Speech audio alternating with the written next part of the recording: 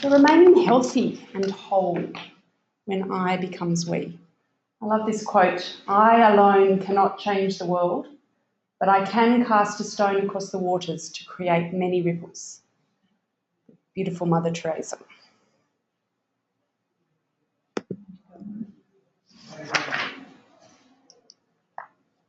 I can do things that you cannot. You can do things that I cannot. Together, we can do great things. There is a unique magic in communities that comes to light when the right ingredients are added by the right people in the right way at the right time. I call this social alchemy.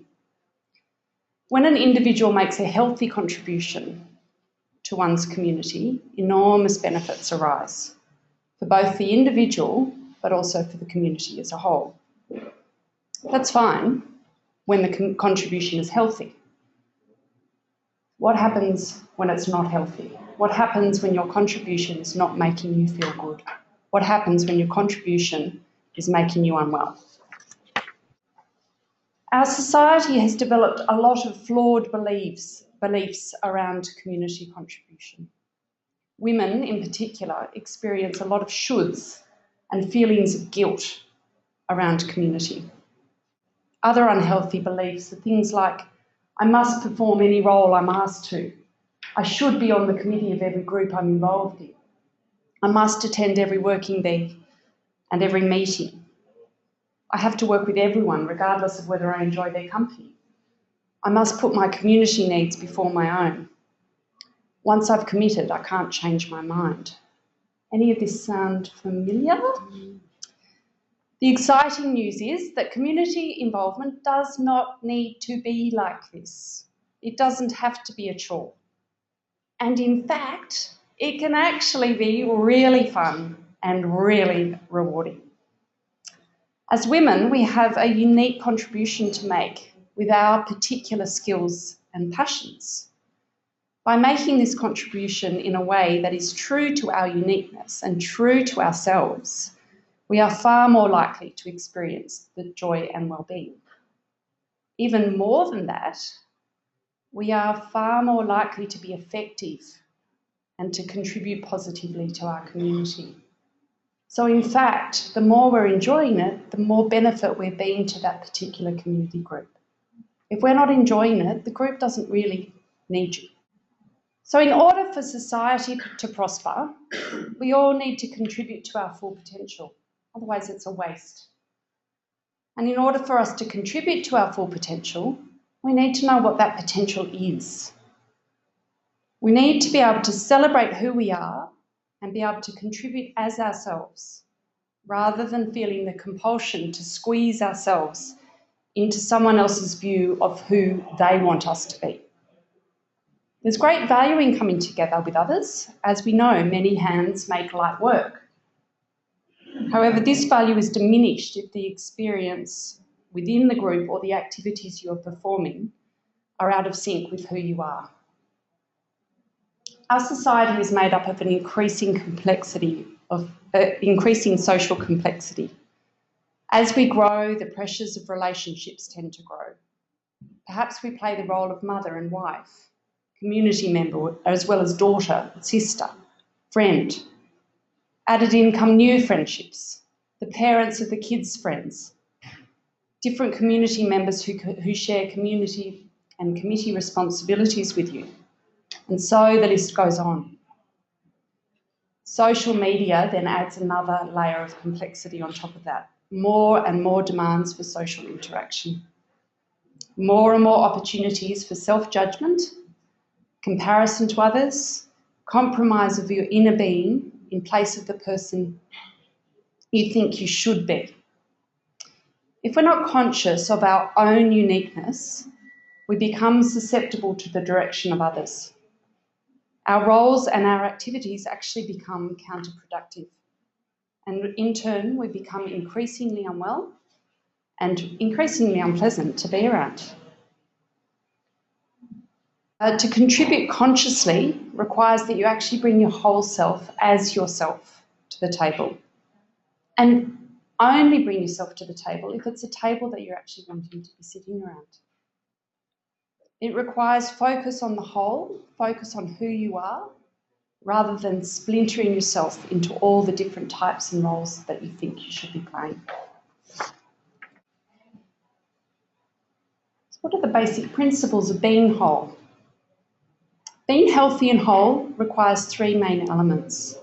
Firstly, understanding. Understanding who you are and what makes you tick. And associated with that, learning more about why you do what you do. Why do you react the way you react? Why do you feel the way you feel? Why do you contribute the way you contribute? Why don't you contribute? Once you have this understanding, you can better align the what, the where, and the how. What do you contribute? What do you say yes to? How do you contribute? Where do you do these activities? Who do you surround yourself with when you do these activities? Once these elements are in place, the key is staying grounded, constantly coming back to the question, does this choice support who I am in my core? Is this choice for someone else? Will this action contribute to me being healthy and whole? As women, I'm sure you will share with me some of the feelings of the need to do it all, the overwhelming demands of trying to perform multiple roles and becoming increasingly busy and decreasingly productive. Being torn by what you need and what society seems to demand of you. A tremendous burden of guilt navigating family, community, business, alongside your own needs. Quite often, these feelings are exacerbated by performing roles that are not aligned to who we really are. And for that reason, I love this quote by Judy Garland. Always be a first-rate version of yourself and not a second-rate version of someone else. So, who are you? What really excites you? What gives you joy? Who do you admire and what makes you happy? We don't have time to delve into the questions, and there'll be a series of these little tasks as we go through. We don't have time to delve into them in detail, but I will email this presentation so you've got them to take home with you. But just for now, just give some consideration to some of these questions that resonate with you and start, even if you just take some time to just reflect on who you really are, what makes you happy, what brings you joy, what brings you pain, what keeps you awake at night. And in the context of today, it'd be good to give some thought to those questions in the context of a group or in social, when you're contributing to the community. So I'll just give you a minute or so just to reflect on that a little bit. Once you've answered those questions on a superficial level, delve into it. Ask yourself why. So you've answered the question, what makes you angry? Now add another layer to that. Why? Why does that make you angry? What is it about that particular issue that really try and get to the core of what's behind that? And the more you can delve down, the more you can ask why. So you might say, what do I care about? I care about the environment. Why? I care about the environment because it makes me feel fulfilled when I'm outside. Why? Really, once you can get down to that core, you almost you can almost sum up who you are in one word. It takes a lot of time to do that, but yeah, that's what you're aiming for. So a little bit more depth about who you are. This is more skills focused, these questions. So what are your skills and passions? Focus on those skills that you enjoy using or would like to develop more. Think about what activities you could do all day long. What are you doing when you lose track of time while you're doing them? What do you see others doing that makes you envious? You think, oh, I wish I could do that. I wish I could spend my day doing that. Once again, we don't have time to really focus on these questions today, but it's a great tool for you to take away. And for the benefit of today, once again, try and focus on in a group or social context.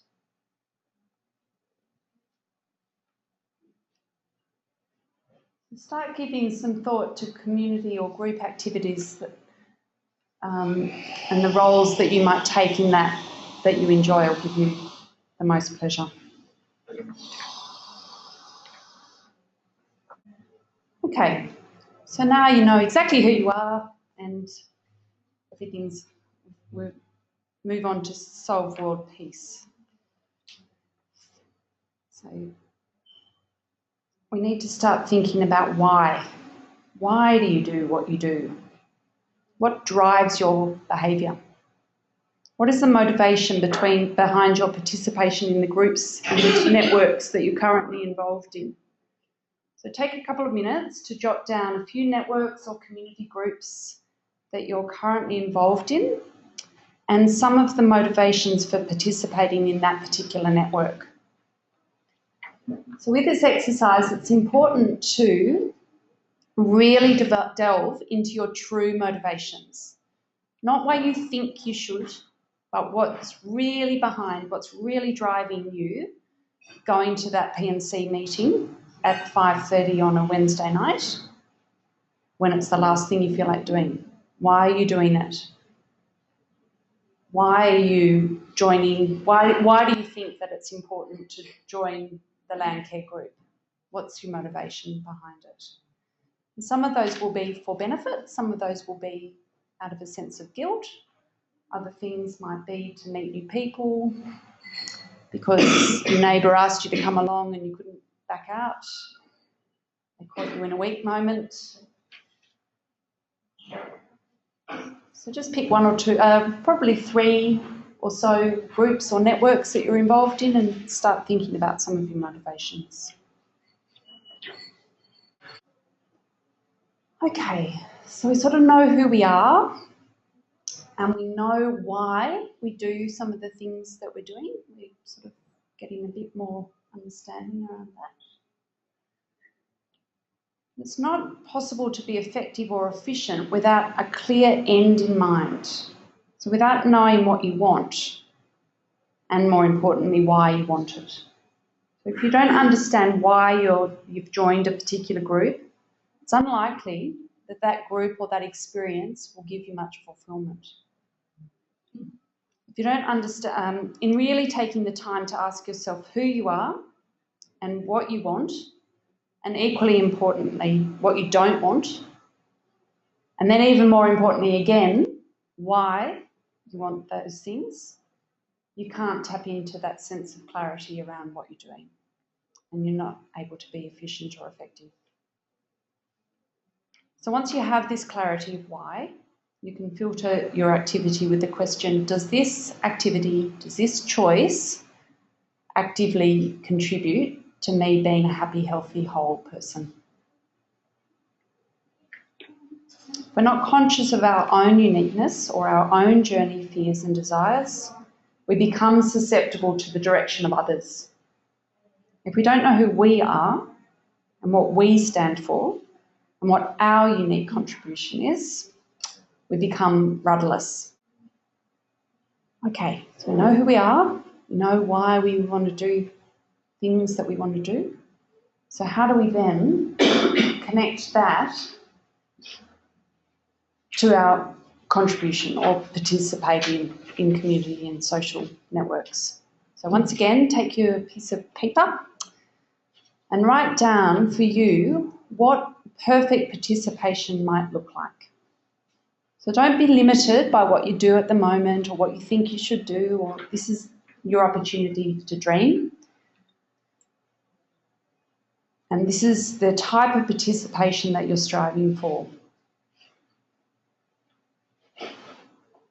So who are you working with?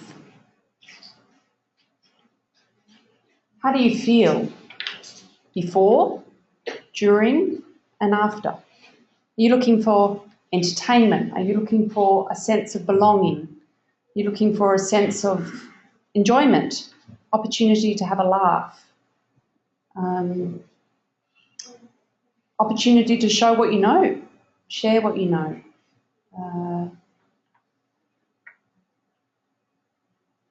So it's important while you're visualising to not only think of what you do want, but also what you don't want, so that you can start setting some boundaries around yourself. And then if in the future you're participating in a group or a social activity or a network, and it consists of some of those things that you don't want, you know that it's not the right place for you. So it may seem counterintuitive, but sometimes action is generated by what you don't do or what you repel as opposed to what you do. So in working towards something, every action and every task that you undertake needs to contribute to your end destination or your end goal. Each day it's important to be taking tiny little steps, but they need to be all in the same direction.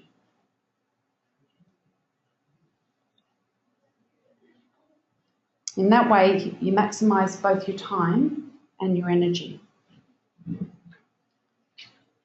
There is a difference between collaborating and sharing with others and with allowing yourself to be absorbed by the group or by groupthink. So there is a difference between actually being there physically, but not mentally or emotionally. You're actually not contributing if you're absorbed within the group. You're not contributing your uniqueness, you're not fulfilling your potential, and you're not actually doing a service to that group. So instead of trying to do everything, perhaps it might be better to pursue just the right things for the right reasons at the right time. So by doing fewer things better, you can actually make a better contribution. And by encouraging others within the group to do the same, they're actually making a better contribution. So I find mindfulness a really good tool for doing this. So through mindfulness and taking time to explore your whole self, you can develop the ability to be more present, tap into that sense of calm, and take the time to listen to your intuition, your gut feel, being confident in the fact that your journey is unique and that your contribution is unique and that only you know how to make that contribution in a way that's valuable. So the secret is to consistently ask yourself, will this action, message, contribution help me in fulfilling my why or my sense of purpose in life? Can I add value to this process?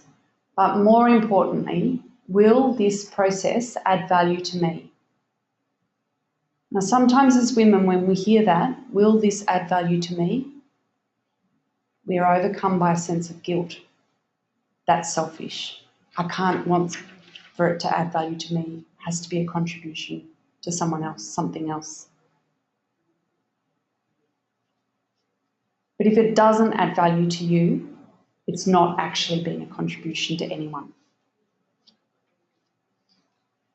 The hectic pace of life and the multiple roles we play can take us away from the essence of ourselves and what we really love.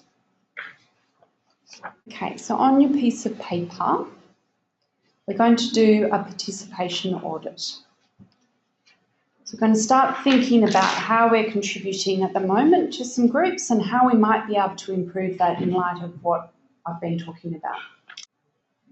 Then your participation rating. So out of a score of 1 to 10, rating out of 1 to 10, how much enjoyment or satisfaction are you currently getting from that participation?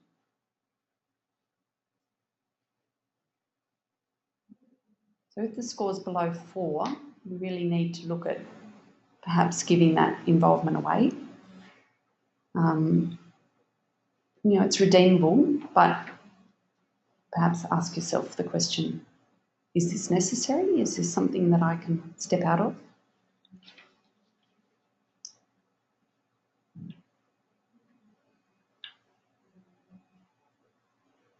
So now that we've rated it, obviously the aim is for that rating to be a 10.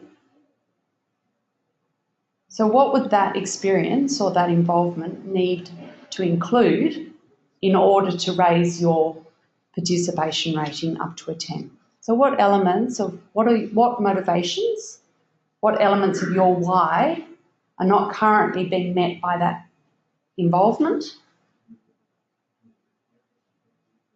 that you'd like to add? And what skills and expertise are you not able to contribute at the moment that you'd like to be able to contribute? So then we look at some steps to create the shift. So you're currently at point A, you want to get to point B. What steps can you take in order to get there? That's things like resigning from the committee but remaining a committee member, or having a conversation with others in that group to highlight that you'd like a different type of involvement. Putting some boundaries around how much you participate in that group. Saying to yourself, it's okay not to go to a working bee on a weekend. I'm making my contribution in a different way. So that sort of, and it's really important to then celebrate that change, celebrate the enjoyment that you now get from that community group, to change the language that you use around participating in that group, to shift it from, I've got a P&C meeting tonight, to, I've got a P&C meeting tonight, really looking forward to contributing my skills, to mixing with others, to having a good laugh, because they're all the things, they're all the benefits that you've set for yourself in your involvement, your contribution to that group. But the most important thing of what's next from today is don't just think about it, don't just sort of absorb today, but do it. If you want to be healthy and whole, you've been given some tools to do that. It's now a matter of doing that. And the purpose of today is to work out what help and support you might require to do that. So I encourage you just to give a little bit of thought now to what might encourage you to implement some of that healthy contribution stuff. What do you need to be able to walk out the door today and actually make some changes? Is it a reminder? Is it accountability? Is it a greater sense of why you might, of how you might feel in implementing some of those changes? What is it that you require to make that change? And in asking that, I suppose it's worth asking, do you really want, do you want to make that change?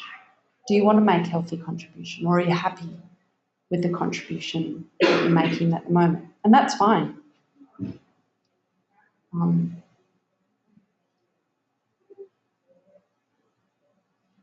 So the third thing is, if it works for you, probably work for others.